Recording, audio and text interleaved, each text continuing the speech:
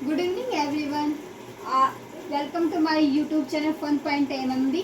आज हम atomic and molecular physics first का थर्ड टॉपिक करने जा रहे हैं, दैट इज स्टर्न गर्लच एक्सपेरिमेंट, जो कि इम्पोर्टेंट है एग्जाम के व्यू से भी और कम्पिटिटिव एग्जाम के व्यू से, जैसे बार कदर, क्योंकि हमें क्या होता है कि जो वेक्टर एटम मॉडल का जो वेरिफिकेशन था, एक्सपेरिमेंटल वेरिफिकेशन था, वो स्टर्न गर्लच ने ही प्रोवाइड करवाया था। तो आज इसको देख लेते हैं स्टेप वाइज, हर एक पॉइंट को डिस्कस करेंगे हम। In 1921, Stern and Gerlach performed an experiment which demonstrated that an atom placed in magnetic field can take certain discrete orientation with respect to the field. कि इन्होंने क्या देखा कि जो इन्होंने बेसिकली एक्सपेरिमेंट परफॉर्म किया था, वो क्या था कि एटम रख दिया मैग्नेटिक फील्ड में। तो उन्होंने देखा कि जो एटम था तो वो क्या था, कुछ ही ओरिएंटेशन को टेक कर सकता था, सभी ओरिएंटेशन को टेक नहीं कर पाया। तो ये इन्होंने देखा कि विद रिस्पेक्ट जो अप्लाई मैग्नेटिक फील्ड है उसके विद रिस्पेक्ट एटम ने कुछ ही डायरेक्शन को कुछ ही ओरिएंटेशन को क्या किया, टेक किया, और जो और है वहाँ पे हमारा जो एटम है वो अब्सेंस था, उसकी बीम नहीं मिली। It provided experiment verification of vector atom model is that existence of electrons. जो हमारा स्टर्न गर्लच एक्सपेरिमेंट है वो हमारा वेक्टर एटम मॉडल का वेरिफिकेशन देता है, एक्सपेरिमेंटल वेरिफिकेशन इज दैट। हमें वेक्टर एटम मॉडल किया था तो हमने क्या किया था कि हमारा ने कि और एल जो हमारा होता है ऑर्बिटल एंगुलर मोमेंटम होता है, सिर्फ वो ही मोशन नहीं करता with respect to the magnetic field, उसके अराउंड प्रिसिशन नहीं करता, बल्कि v के अराउंड हमारा s स्पिन एंगुलर मोमेंटम भी क्या करता है, प्रिसिशन करता है। ये हमने देखा था वेक्टर एटम मॉडल में। तो ये क्या देता है, वेक्टर एटम मॉडल का एक्सपेरिमेंटल वेरिफिकेशन देता है, साथ ही साथ हमारा क्या बताता है, क्योंकि वेक्टर एटम मॉडल भी इलेक्ट्रॉन स्पिन पे बेस्ड था, तो वो क्या देता है, इलेक्ट्रॉन स्पिन का भी क्या देता है, एक्सपेरिमेंटल वेरिफिकेशन देता है कि इलेक्ट्रॉन के पास है जो स्पिन है वो प्रेजेंट होती है। ये किसने बताया, हमारा स्टर्न गर्लच एक्सपेरिमेंट में। A beam of neutral silver atom was formed by heating silver in oven. अब हमने क्या करना है, इसका एक्सपेरिमेंटल वेरिफिकेशन भी कैसे प्रूव हुआ कि सर्टेन हमारी ओरिएंटेशन है टेक करता है एटम, या हमारी जो इलेक्ट्रॉन स्पिन है वो एग्जिस्ट करती है कि नहीं करती। अब उसका क्या देखते हैं हम, अब उसका प्रूफ देखेंगे। तो इसके लिए हमने क्या लेना है, एक बीम ली है हमने न्यूट्रल सिल्वर एटम की। वो कैसे बनेगी, जब हम सिल्वर को क्या करेंगे, ओवन में हीट करेंगे। अब हम एक्सपेरिमेंटल सेटअप देख लेते हैं। तो एक्सपेरिमेंटल सेटअप देखें तो क्या है कि ये ओवन है, आप देख सकते हैं, ये फर्स्ट ओवन, इधर क्या क्या सिल्वर एटम को हीट किया गया, आप लिख सकते हैं इधर AG। यहाँ कोई सिल्वर एटम को क्या किया गया, हमने हीट किया, और ये हमारी क्या निकली, बीम निकली, न्यूट्रल बीम। और ये क्या हमारी कोलिमेटेड हमने स्लिट यूज कर रखी है, क्यों, ताकि जो फैली हुई बीम है उनको हम एक डायरेक्शन में क्या कर सके, लेके आ सके। इसीलिए हमने कोलिमेटेड बीम का पेयर यूज किया है, ताकि जो भी जो अलग अलग डायरेक्शन में बीम फैलेंगे उनको एक डायरेक्शन में हम मूव करवा सके।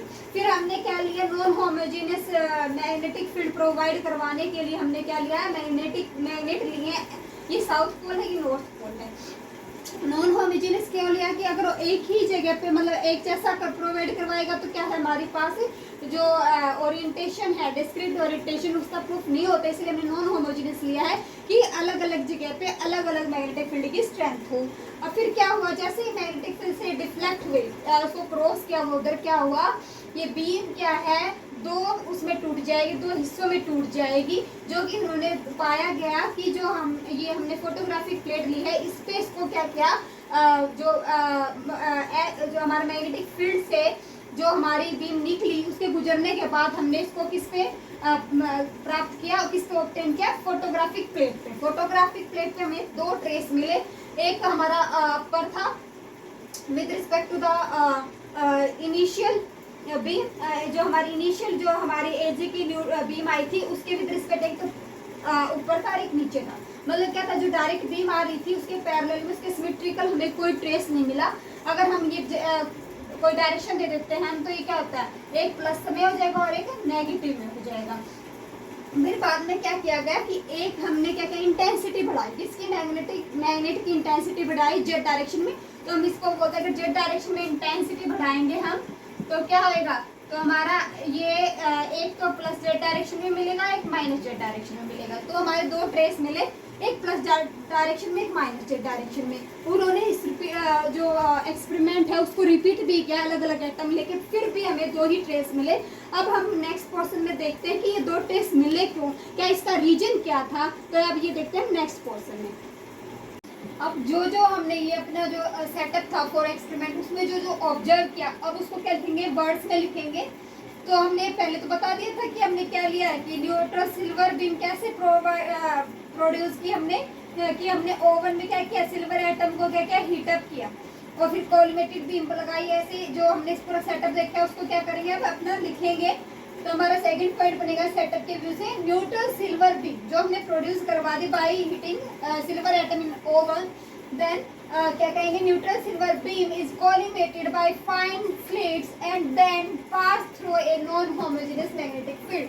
कि हम क्या करेंगे, सिल्वर कोलिमेटेड बीम लगाएंगे, फाइन कोलिमेटेड बीम बनाएंगे बाय यूजिंग फाइन स्लिट्स, ताकि एक डायरेक्शन में मूव हो। और फिर ये बीम कहाँ से पास होगी, नॉन होमोजेनियस मैग्नेटिक फील्ड से पास होगी। तो फिर क्या लेना है, the beam leaving magnetic field received on photographic plate P. कि जो मैग्नेटिक फील्ड से लीव करेंगे, मैग्नेटिक फील्ड के थ्रू पास हो चुकी होंगी, वो कहाँ हम रिसीव करेंगे, फोटोग्राफिक प्लेट पी पे। तो अब हमें क्या करना है, increase the magnetic field intensity in Z direction. जैसा कि मैंने बताया था कि मैग्नेटिक फील्ड डायरेक्शन कहाँ इंक्रीज करेंगे, जेड में। तो यहाँ पे क्या होगी, यहाँ पे फिर क्या हमारी जा रही होंगी, ये बीम की डायरेक्शन होगी, ये मैग्नेटिक फील्ड की डायरेक्शन होगी।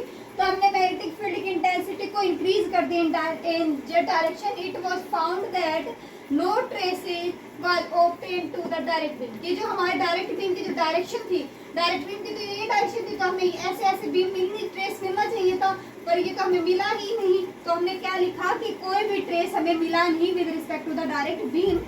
Only two traces were obtained that are symmetrically situated with respect to the direct beam। कि हमें सिर्फ दो ट्रेस मिले जो कि सिमेट्रिकली, मतलब अगर ये डायरेक्ट बीम की डायरेक्शन है तो उससे जितनी डिस्टेंस हमारे प्लस डायरेक्शन वाले ट्रेस की है, उतनी ही हमारी डिस्टेंस किसकी है, हमारे नेगेटिव जेड डायरेक्शन वाले हमारे ट्रेस की है। तो दोनों क्या है, सिमेट्रिकली सिचुएटेड है with respect to the direct beam.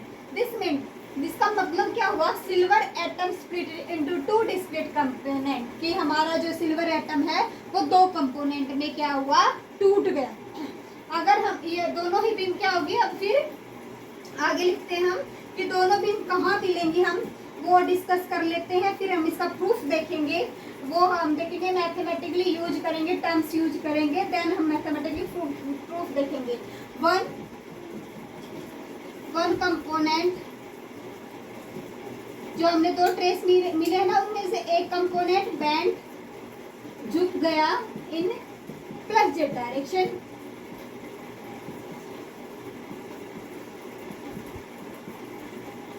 And second one bent toward minus Z direction. दूसरा कहाँ बेंड हुआ, माइनस जेड डायरेक्शन में। तो हमें अब फिर ये क्या किया गया, ये रिपीट किया गया by repeating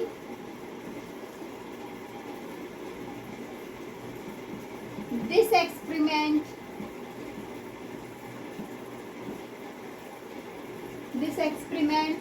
bye you, repeat किया गया इसको by repeating this experiment by using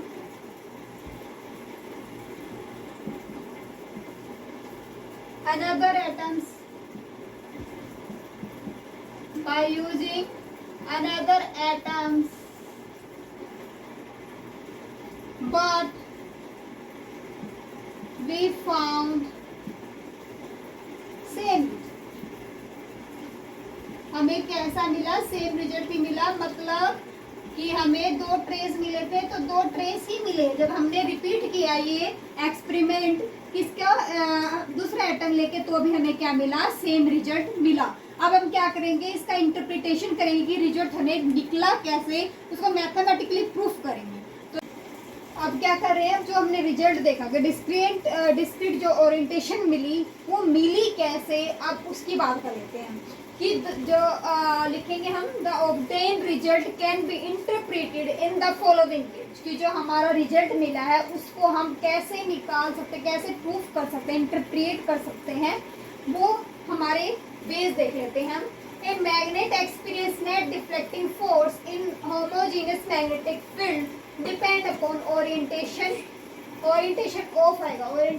of magnet in magnetic field, कि जो हमारा कितना उसने डिफ्लेक्टिंग फोर्स एक्सपीरियंस किया है नॉन होमोजेनियस मैग्नेटिक फील्ड में, वो डिपेंड करता है कि आपकी मैग्नेट की डायरेक्शन क्या रही होगी, आपने मैग्नेट को किस जगह पे रखा होगा with respect to the magnetic field में। मैग्नेटिक फील्ड में उसकी पोजीशन क्या है मैग्नेट की, उस पर डिपेंड करेगा कि वो नेट डिफ्लेक्टिंग फोर्स कितना एक्सपीरियंस करता है, कितना वो फील करता है।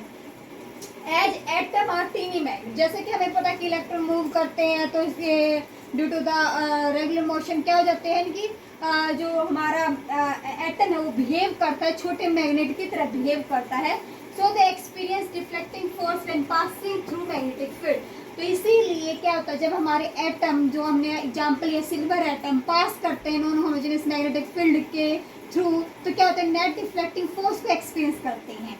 तो जब पास में नेट डिफ्लेक्टिंग फोर्स को फील किया तो अब इसको हम उल्टा लेके चलते हैं कि अगर हमारा अगर हर एक डायरेक्शन को ओरिएंटेशन को टेक कर पाते हैं एटम तो क्या होता, तो वो बात गलत को हम उसको गलत प्रूव कर देंगे तो हमें ये प्रूफ हो जाएगा कि हमारे एटम सिर्फ डिस्क्रीट ओरिएंटेशन को ही टेक कर सकता है।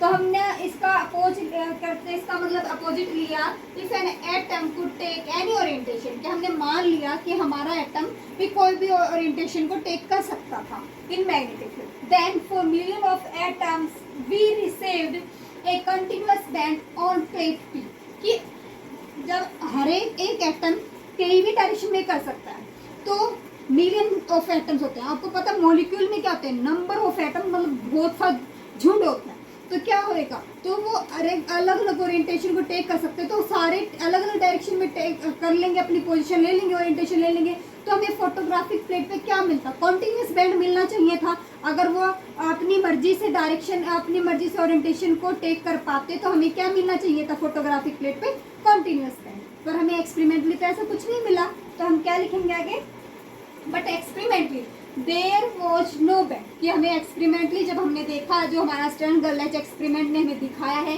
हमने क्या पाया है, but discrete traces on the plate, कि हमें कोई बैंड नहीं मिला, हमें सिर्फ डिस्क्रीट ट्रेस मिले हैं प्लेट पे।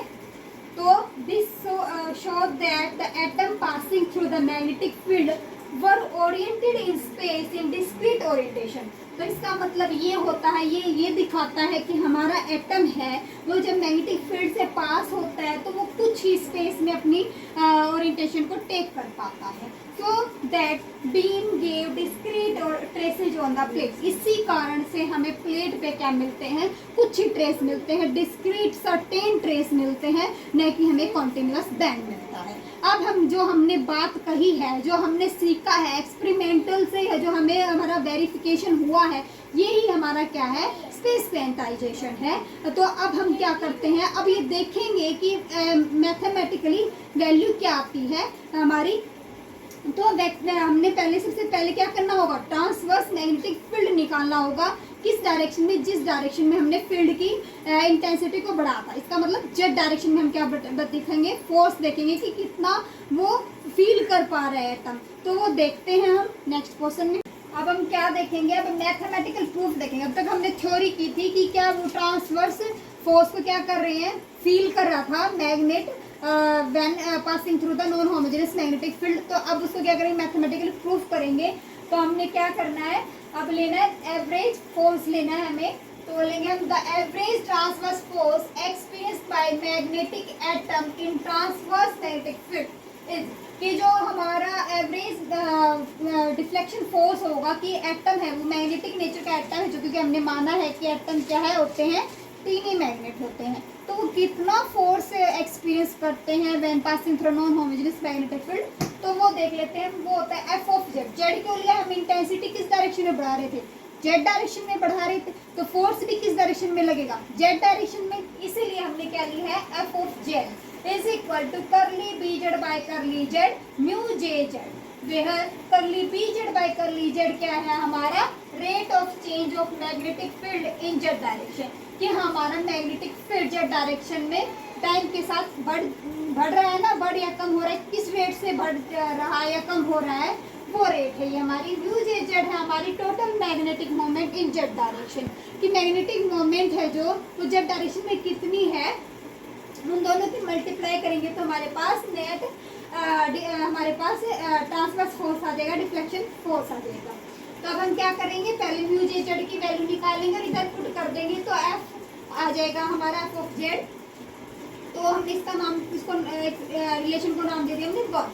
तो अब रिलेशन हमें पता है, the relation between magnetic moment mu J and angular momentum J is, हमें पता है कि म्यू जे और जे में रिलेशन होता है, वो होता है minus ji J E by 2m और जे। तो देखो हमने माइनस साइन क्यों होता है, क्योंकि देखो म्यू जे का जो डायरेक्शन होता है वो जे के क्या होता है, अपोजिट होता है, इसलिए माइनस साइन यूज हुआ इधर। तो जी जे आपको पता ही है क्या, जी फैक्टर है म्यू, हमने फिर यहाँ पे म्यू बी से रिप्लेस कर दिया ई बाई 2m को, कैसे, और इनटू में किया 2 पाई बाई एच, क्योंकि हमें पता है कि म्यू बी की वैल्यू होती है म्यू ई एच अपॉन 4 पाई एम, और इसको बोलते हैं बोहर मैग्नेटो। तो आप इसको करके देख लीजिए, क्योंकि हमें म्यू बी बनाने के लिए क्या करना पड़ेगा, 4 पाई, इसको 4 पाई बनाना पड़ेगा, तो 2 पाई से मल्टीप्लाई किया, और हमें क्या करना पड़ा, एच से एच भी चाहिए था, तो इसका अपोजिट हमने ये कर दिया, तो ये तो हमारा बच गया, और इसको कंप्लीट को क्या लिख दिया हमने, म्यू। तो ये हमारा क्या बन गया, बोहर मैग्नेट। तो हमने क्या किया था, एच अपॉन 2 पाई से मल्टीप्लाई किया, तो डिवाइड किया था, तो म्यू भी बन गया था। और जी आपको पता ही है, जी फैक्टर होता है जी जे। अब हमने लेना है किस डायरेक्शन, जेड डायरेक्शन में लेना है सब कुछ, क्योंकि जेड डायरेक्शन में ही हम मैग्नेटिक फील्ड को अप्लाई कर रहे हैं, इंटेंसिटी को इंक्रीज कर रहे हैं। तो म्यू जे इन जेड डायरेक्शन कैसे लिखेंगे, म्यू जे जेड हो जाएगा, और जी जे म्यू भी 2 पाई एम और जे जेड हो जाएगा। तो ये हमारी वैल्यू आई है in magnetic moment in Z direction. तो अब आपको पता है कि जे जेड होता है, उसका रिलेशन क्या होता है, एम जे के साथ, मैग्नेटिक एंगुलर मोमेंटम के साथ क्या रिलेशन होता है, J Z is equal to H upon 2 pi M J, जहाँ एम जे की वैल्यू होती है 2j प्लस वैल्यू टेक करता है हमारा एम जे, प्लस जे से लेके माइनस जे तक की सभी वैल्यू एम जे की होती हैं, तो वो जे पे डिपेंड करता है हमारी एम जे की वैल्यू। तो अब आप ये रिलेशन हो जाएगा हमारा माइनस जी जे, और हमने जे जेड की जगह क्या रखा, एम जे एच अपॉन 2 पाई, ये इससे कैंसिल हो गया, तो हमारे पास बचा माइनस जी जे म्यू बी एम जे। ये हमारी वैल्यू थी म्यू जे जेड की, ये हम कहाँ रख देंगे 1 में। तो हमारे एफ ऑफ जेड क्या बन जाएगा, curly B Z by curly B by curly Z और G J mu B M J. तो हमने माइनस साइन को हमने नहीं लिया, नेगलेक्ट कर दिया, क्योंकि फोर्स क्या है हमारा पॉजिटिव ही होगा। तो हमने क्या किया, अब इसको माइनस साइन को नेगलेक्ट कर दिया है। अब हम क्या लेंगे, अब आपको पता है जब कोई मैग्नेट होता है या कोई भी ऑब्जेक्ट ले लीजिए, जब नेट डिफ्लेक्शन या कोई फोर्स एक्सपीरियंस करता है तो उसके पास एक्सीलरेशन भी होती है। अब हम देखते हैं एक्सीलरेशन कितनी होगी।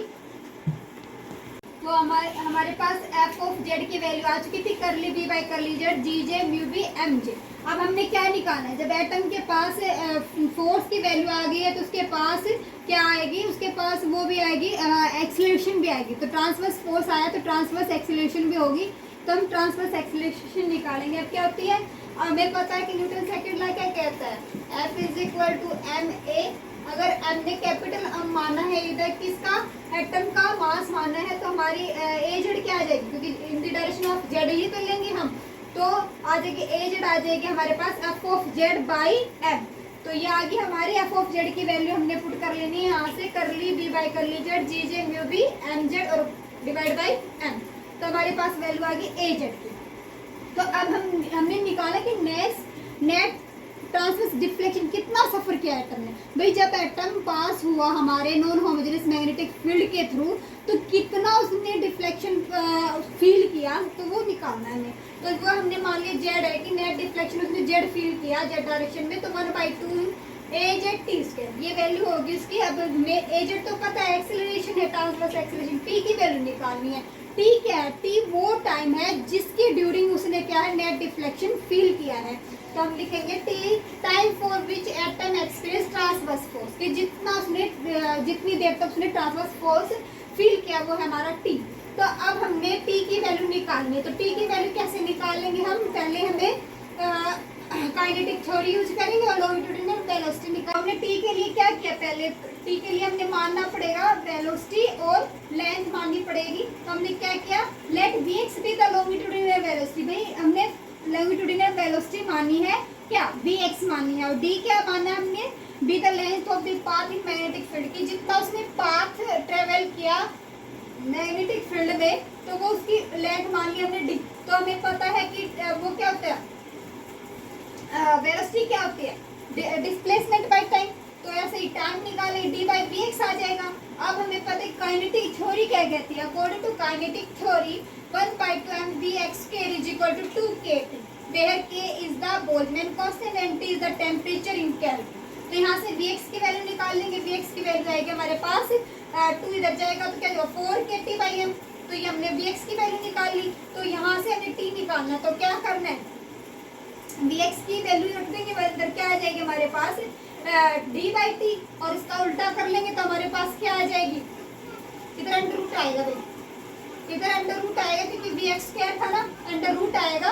और इधर से हमने क्या vx की वैल्यू रख देनी है, तो हमारे पास t की वैल्यू आ जाएगी, t की वैल्यू आएगी d√m/4k, क्योंकि वो क्या था vx का उल्टा होता है। तो हमारे पास क्या आएगी, t की वैल्यू आ गई और हमारे पास az की वैल्यू आ चुकी है। तो हम क्या निकाल सकते हैं, z की वैल्यू निकालेंगे तो नेट डिफ्लेक्शन कितना आएगा, z इज इक्वल टू 1/2, और t की वैल्यू रख दीजिए dm/4kt,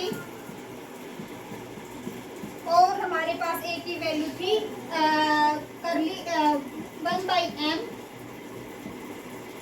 करली b by curly z gj mu B और mj। ये हमारे पास क्या आई है, ये हमारे पास आ चुकी है नेट डिफ्लेक्शन जितना एटम ने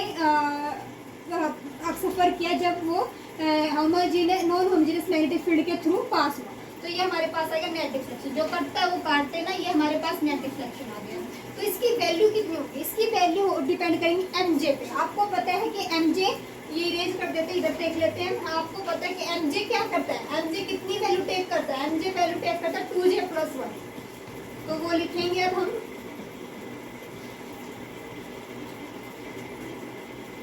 as mj take 2j+1 values, so atom split into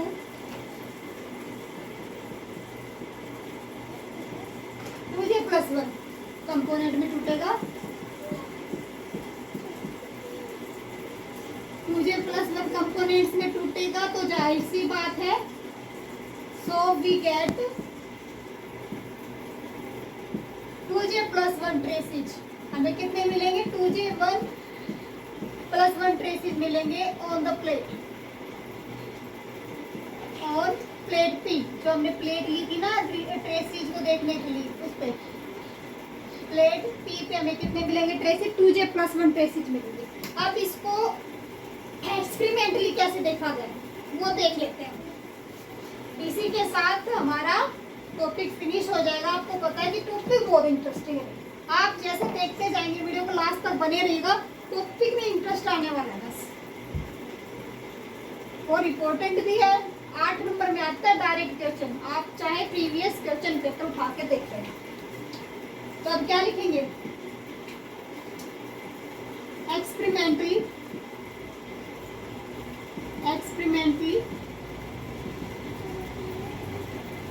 a separation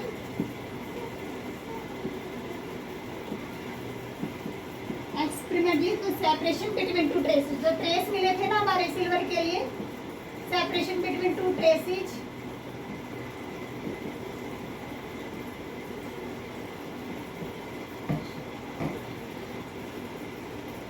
shows that कि जो ट्रेसेज मिले थे, ट्रेसेज उनके बीच में जो सेपरेशन था उससे हमने पाया from the separation between two traces whose या वी ऑब्टेन दैट, आप ये वर्ड भी यूज कर सकते हैं, ये ज़्यादा सुटेबल होगा। वी फाउंड या वी फाउंड दैट, डी है भैया अच्छी तरह लिख लेना, जल्दी जल्दी है ना, काफ़ी टाइम हो गया। तो वी फाउंड दैट, क्या पाया गया, जीजे, जीजे आपको पता है क्या है, जी फैक्टर और एमजे की वैल्यू आई मल्टीप्लाई की तो प्लस माइनस 1 वैल्यू आई। ये क्या था, एक्सपेरिमेंटली। अब इसको हम प्रूफ करेंगे जो हमने अपनी वैल्यू ली। तो जब सिल्वर एटम ओवन क्या होता है, in oven silver atom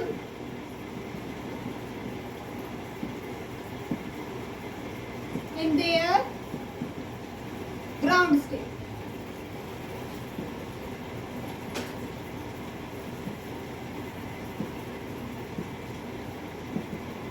ground state पे, तो ग्राउंड स्टेट होती है इसकी अपनी, ये हम नेक्स्ट क्वेश्चन में निकालते हैं। At the temperature of oven, मतलब क्या ओवन का टेम्परेचर आपको पता है हाई होता है, तो हाई होता है सिल्वर एटम, क्योंकि हमने क्या न्यूट्रल सिल्वर एटम की बीम प्राप्त की थी, तो क्या होता है ग्राउंड स्टेट में, ग्राउंड स्टेट सिल्वर की क्या होती है 2s1/2, 2s1/2। ये आपको पता है स्टेट का क्या होता है, ये क्या है, ये मल्टीप्लिसिटी होती है, यहाँ से हम s की वैल्यू निकाल सकते हैं, 2s + 1 = 2, तो s की वैल्यू क्या आएगी बेटा, यहाँ से 1/2। और हमारी j की वैल्यू भी क्या दे रखी है, ये आपको पता है, ये j होता है 1/2, ऐसे लिखते हैं ना, L2s + 1 and j, ये होती है हमारी जनरल टर्म, यहाँ से कंपेयर करके निकाल लेना। तो हमारे पास क्या चाहिए, हमें जीजे एमजे की वैल्यू चाहिए, जीजे की वैल्यू और जीएस की वैल्यू है, दोनों की क्या है, दोनों की वैल्यू 2 आएगी। और हमारी जो एमजे की वैल्यू, एमजे की वैल्यू आपको पता क्या था, 2j + 1, यहाँ से कर लेना, 2j + 1 क्या आ जाएगी हमारे पास, 2 आ जाएगी। जे की वैल्यू रखना 1/2, तो कितनी हो जाएगी 2, कितनी हो जाएगी 2 हो जाएगी। तो आपको पता है कि एमजे की वैल्यू निकाली और हमने जीजे जीएस की वैल्यू निकाल ली, तो अब हमें क्या करनी है, पुट करनी है।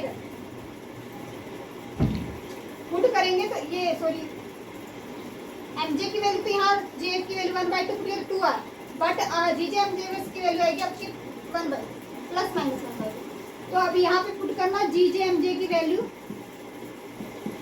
क्या करोगे ± 1/2 × 2, तो क्या आ जाएगी, क्या है ये हमारे पास ±1। यही हमने क्या किया था, एक्सपेरिमेंटली देखा था, ये था हमारा एक्सपेरिमेंटली कि हमने सेपरेशन देखा, तो उससे हमने जीजे एमजे की वैल्यू ±1 मिली थी। तो ये क्या होगा हमारा एक्सपेरिमेंटली प्रूफ, क्या होगा हमारा एक्सपेरिमेंटली प्रूफ, जो हमने एक्सपेरिमेंटली देखा वो ही हमारी बात क्या होगी, प्रूव हो चुकी है, एक्सपेरिमेंटली प्रूफ। अब कई आते कि आपने सिल्वर ही क्यों लिया, जिंक की बात करें, हम बात कर लेते हैं सिल्वर ही क्यों ले, जिंक की बात करें तो जिंक की, और जैसे लेड की बात करें तो इनकी जो हमारी वो होती है ना ग्राउंड स्टेट होती है वो 1s0 है। अब देखो जे ही नहीं है, जे नहीं है तो एमजे कहाँ से आएगा, एमजे भी 0, जे भी 0, क्योंकि उनके पास ग्राउंड स्टेट क्या थे 1s0, पर सिल्वर के पास क्या स्टेट है 2s1/2। इसीलिए इस एक्सपेरिमेंट को प्रूफ करने के लिए सिल्वर लिया गया। बट इस एक्सपेरिमेंट को अगर आपको बेहतरीन तरीके से प्रूफ करना है तो हमारे को 2 कंडीशन और याद रखनी होगी। ये हो ही चुका होगा शायद आपका, जे की वैल्यू क्या लिखी हमने 1/2, आपको अगर नहीं हुआ है तो आप बैक में जाके कर लेना। हमने यहाँ से सिर्फ क्या निकाली थी 2s + 1 2 निकाला था, जीजे एमजे वैल्यू की क्या निकाली थी ±1 और जिंक और सिल्वर के पास 1s0 स्टेट होती है, इसीलिए क्या होते हैं उसके लिए हमें कोई ट्रेस नहीं मिलता, ट्रेस ही नहीं मिल रहा था एक्सपेरिमेंट कैसे प्रूव करते हैं, इसीलिए हमने सिल्वर को लिया। तो इसको इसकी कंडीशन होती है इस एक्सपेरिमेंट को प्रूव करने के लिए, एक तो क्या होता है नॉन होमोजेनस नेगेटिव फील्ड होना चाहिए, कैसा फील्ड होना चाहिए non homogeneous. To obtain the better result for this experiment there are 2 conditions that we must follow. The first is non homogeneous magnetic field, जब अगर नॉन होमोजेनियस नहीं होगा तो क्या होगा, सिर्फ एक छोटी सी वो क्या मोमेंट ही को सफर कर पाएगा एटम जब पास होगा होमोजेनियस। अगर नेगेटिव फील्ड लेते हैं होमोजेनियस सिर्फ एक मोमेंट को ही फील कर पाएगा। वो ट्रांसवर्स मैग्नेटिक जो हमारा फोर्स है, वो नेट डिफ्लेक्शन जो फोर्स उसको एक्सपीरियंस कर रहा था वो नहीं आएगा। इसीलिए हम कैसे फील्ड लेते हैं, नॉन होमोजेनियस मैग्नेटिक फील्ड लेते हैं। और सेकंड बात आएगी कि हम एटम लेते हैं न कि आयन। सेकंड कंडीशन हमारे पास, take atom no time. Ion क्यों नहीं लेते, आयन लेंगे तो बेटा हमारे पास कॉम्प्लिकेटेड सी सिचुएशन बन जाएगी, क्योंकि लो रेंज फोर्स कंसीडर कर लिया जाएगा। जब लो रेंज फोर्स कंसीडर हो जाएगा तो जो फोर्स हमारा ट्रांसवर्स रहना चाहिए था लंबे टाइम तक, वो ट्रांसवर्स नहीं रहेगा। मतलब we get not a transverse for long time. तो लॉन्ग टाइम के लिए ट्रांसवर्स ही नहीं रहेगा तो हमारे पास रिजल्ट कैसे मिलेगा। इसलिए दो कंडीशन फॉलो करनी है, नॉन होमोजेनियस मैग्नेटिक फील्ड, एक एटम लेने में कि आयन। तो ये आज का हमारा एटम हमारा एक्सपेरिमेंटली प्रूफ था, स्टर्न गलत एक्सपेरिमेंट। हमने हर एक चीज़ मैथमेटिकल भी किया और इंटरप्रिटेशन भी किया और थ्योरी भी की। तो ये आज आपका कंटेंट था। अगर आपको वीडियो कंटेंट पसंद आया तो प्लीज़ वीडियो को लाइक एंड शेयर कीजिएगा। चैनल को सब्सक्राइब नहीं किया तो चैनल को सब्सक्राइब कीजिएगा, क्योंकि आपकी लाइक से ही मुझे क्या कहते हैं मोटिवेशन मिलता है। तो आपका मोटिवेशन मेरे लिए ज़रूरी है ताकि मैं आगे आपको ऐसा कंटेंट प्रोवाइड करवाती रहूँ। So thank you.